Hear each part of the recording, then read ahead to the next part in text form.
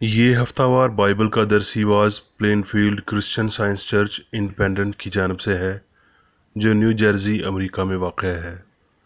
मज़ीद मालूमात के लिए आप हमारी वेबसाइट मुलाहिज़ा करें www.plainfieldcs.com। ये सबक 1 सितंबर 2019 बरोज़ इतवार हफ्ता के इख्तिताम पर आपके मुताले की गर्ज से तैयार किया गया है। मज़मून मसीह यसू। सुनहरी मतन मुकाशफा।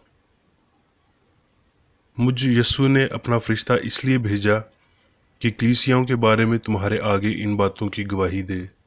मैं दाऊद की असल और नस्ल और सुबह का चमकता हुआ सितारा हूँ।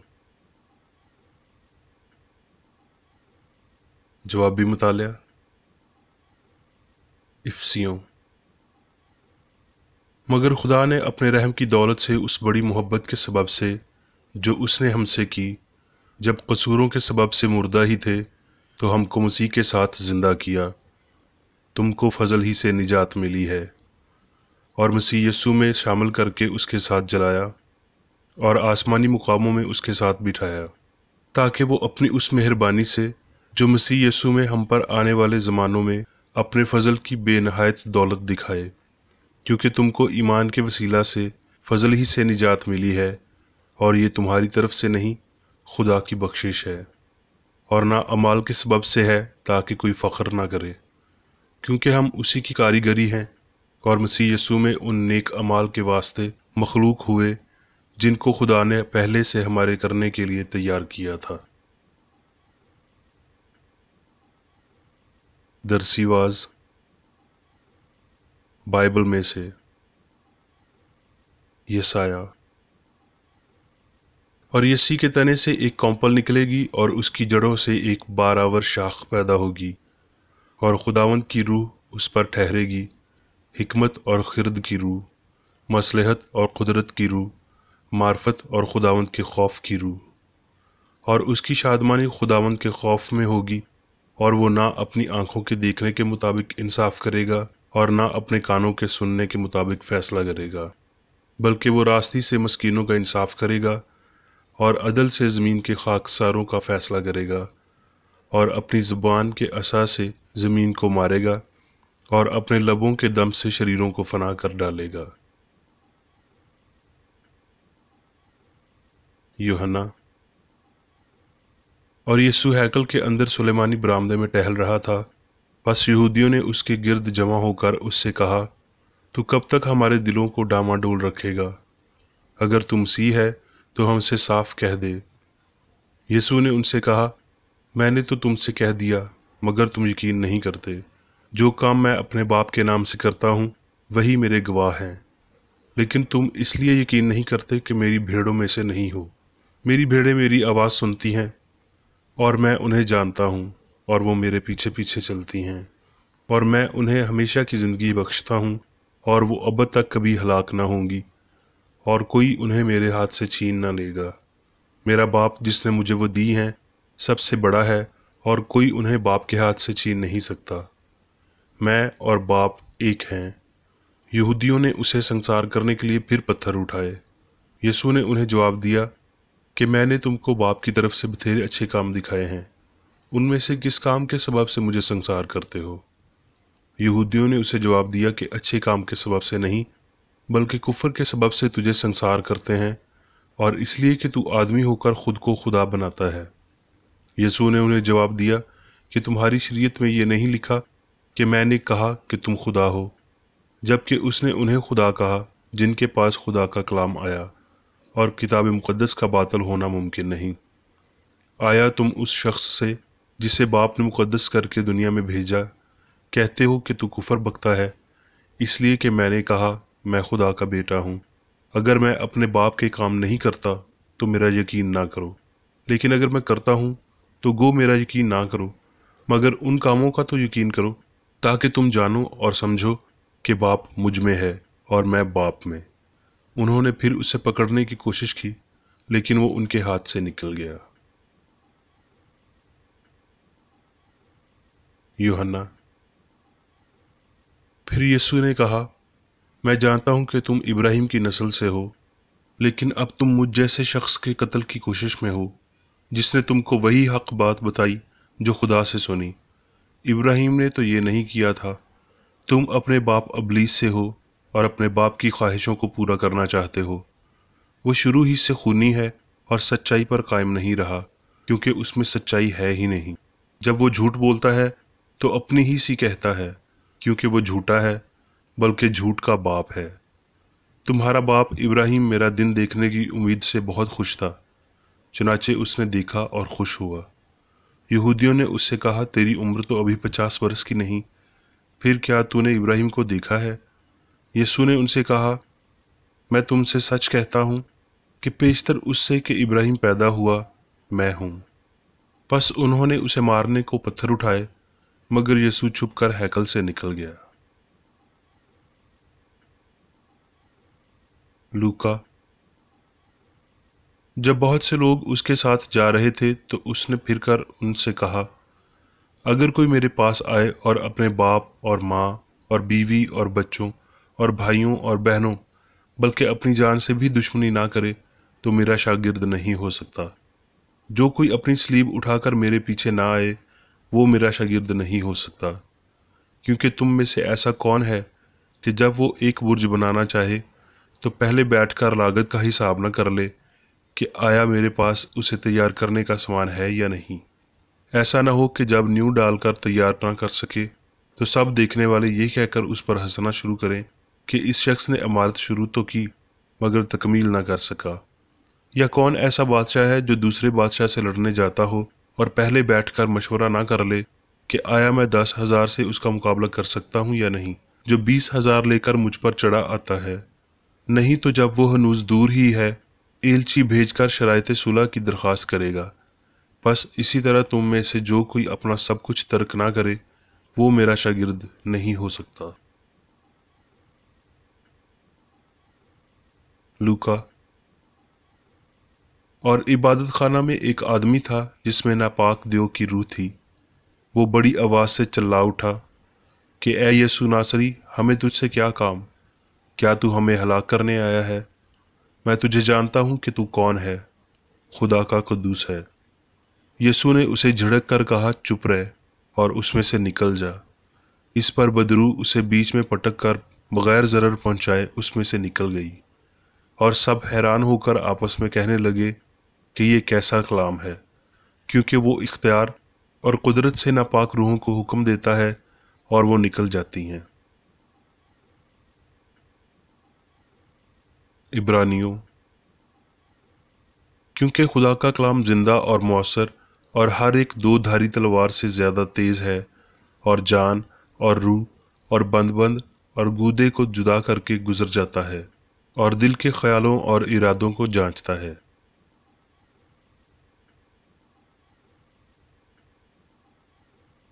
اب میں میری بیکر ایڈی کی تحریر کردہ کرسچن سائنس کی درسی کتاب سائنس اور صحت آیات کی کنجی کے ساتھ میں سے لی گئی تحریریں پڑھوں گا۔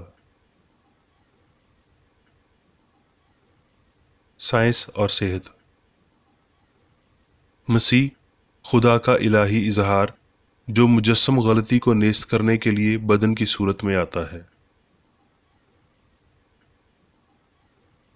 یسوع ناصری کی آمد مسیحی دور کی پہلی صدی کا احاطہ کرتی ہے، لیکن مسیح ابتدائی برسوں یا آخری ایام کی قید سے مبرہ ہے۔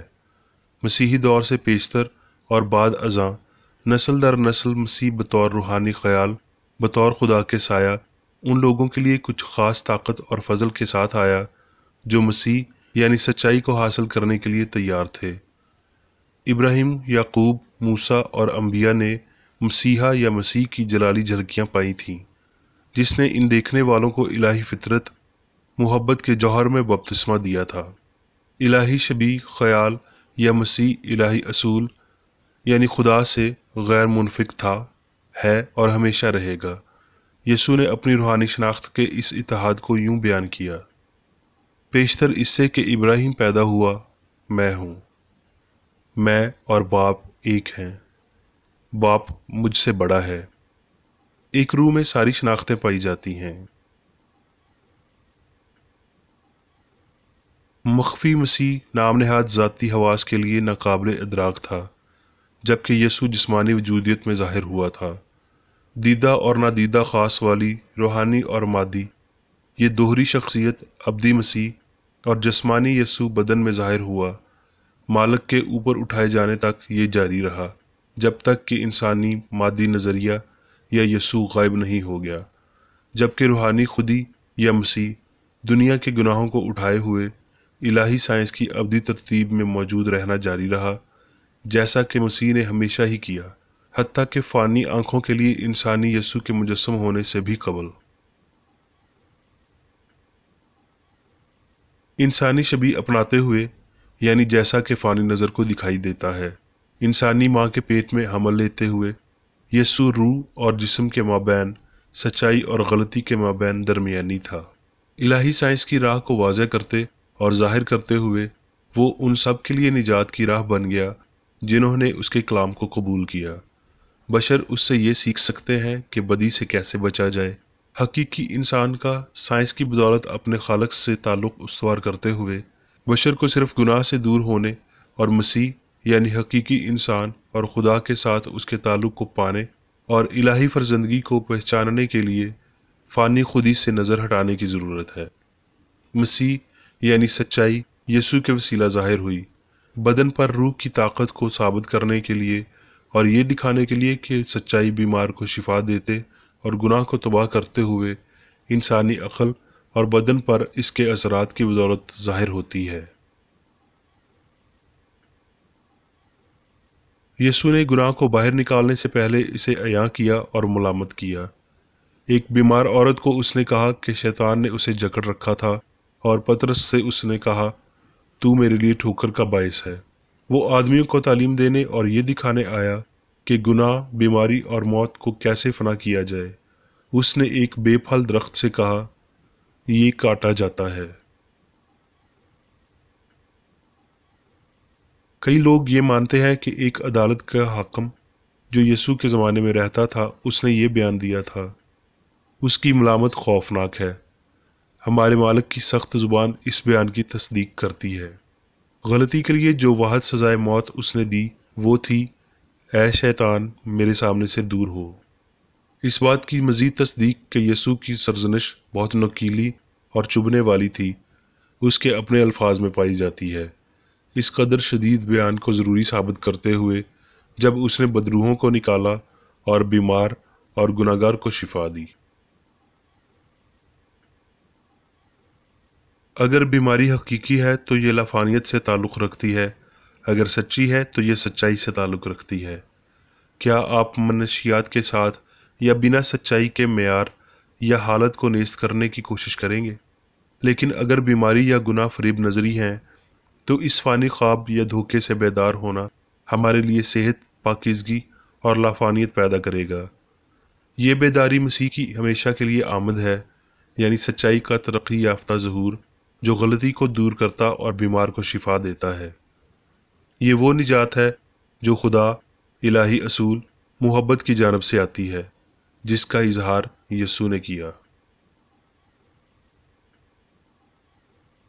یسوع نے جس سچائی کی تعلیم دی بزرگوں نے اس کا تمسخر اڑایا۔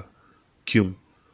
کیونکہ اس کے لیے اس سے زیادہ ضرورت تھی جتنی وہ مشق کرنے کے خواہش مند تھے۔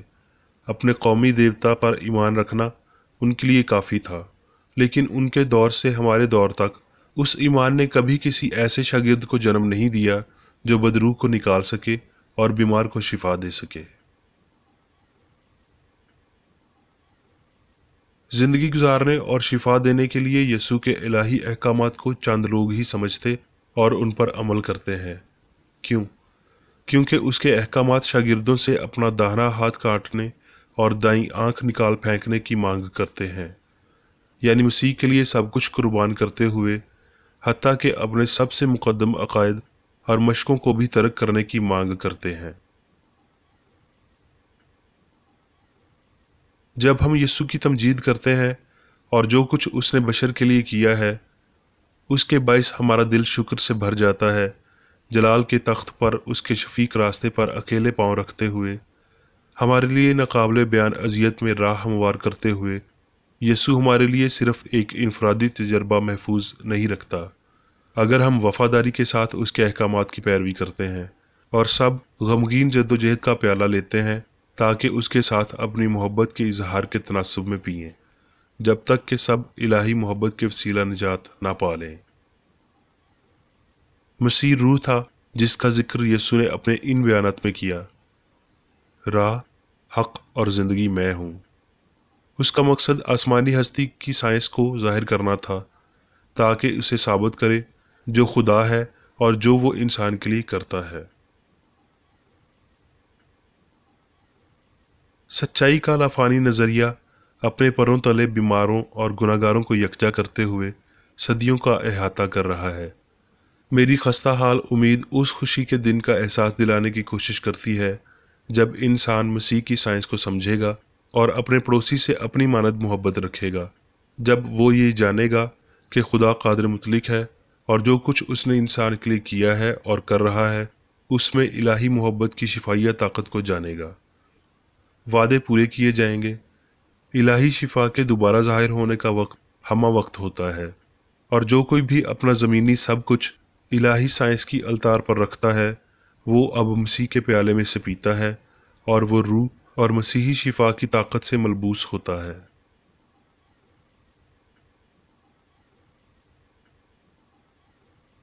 اب میں میری بیکر ایڈی کی جانب سے چرچ مینول میں دیے گئے روزانہ کے 3 فرائض پڑھوں گا۔